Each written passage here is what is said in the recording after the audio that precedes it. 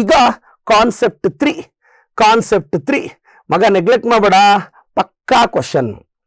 Sir, ಈ ಪೈರಿನಾಯ್ಡ್ಸ್ ಅಂದ್ರೆ ಏನ್ ಸರ್?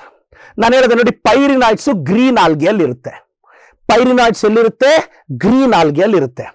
ಪೈರಿಫಾರ್ಮ್ ಗೆಮಿಟ್ಸ್ ಎಲ್ಲಿರುತ್ತೆ? ಬ್ರೌನ್ ಆಲ್ಗೆಯಲ್ಲಿ ಇರುತ್ತೆ. ಬಹಳ ಮುಖ್ಯ, ಪೈರಿನಾಯ್ಡ್ಸ್ ಅಂದ್ರೆ ಏನು ಸಾರ್? ಪೈರಿನಾಯ್ಡ್ಸ್ ಅಂದ್ರೆ ಏನು ಸಾರ್? ಪೈರಿನಾಯ್ಡ್ಸ್ ಇದ್ರ ಮೇಲೆ ಈ ಬಾರಿ ಪ್ರಶ್ನೆ ಕೇಳಬಹುದು. ಪೈರಿನಾಯ್ಡ್ಸ್ ಗ್ರೀನ್ ಆಲ್ಗೆಯಲ್ಲಿ ಬರುತ್ತೆ, correct.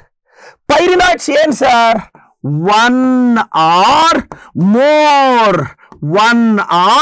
More storage bodies green ಆಲ್ಗೆಯಲ್ಲಿ ನೋಡಿ. ಇದು ಪ್ರಶ್ನೆ ಕೇಳಿದರೆ ಕೇಳುತ್ತಾರೆ.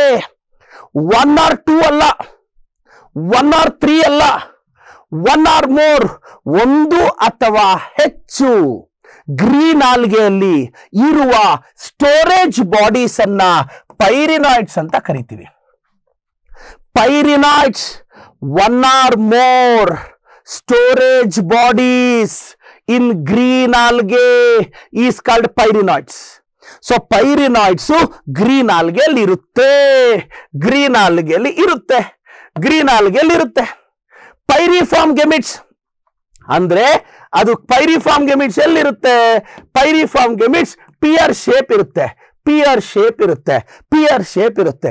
ಸೊ ಪೈರಿಫಾರ್ಮ್ ಗೆಮಿಟ್ಸ್ ಬ್ರೌನ್ ಆಲ್ಗೆಯಲ್ಲಿ ಇರುತ್ತೆ, ಪೈರಿನಾಯ್ಡ್ಸ್ ಗ್ರೀನ್ ಆಲ್ಗೆಯಲ್ಲಿ ಇರುತ್ತೆ. 1 or more storage bodies is called pyrenoids found in green algae. Pyriform gametes, they are pear shaped, found in brown algae.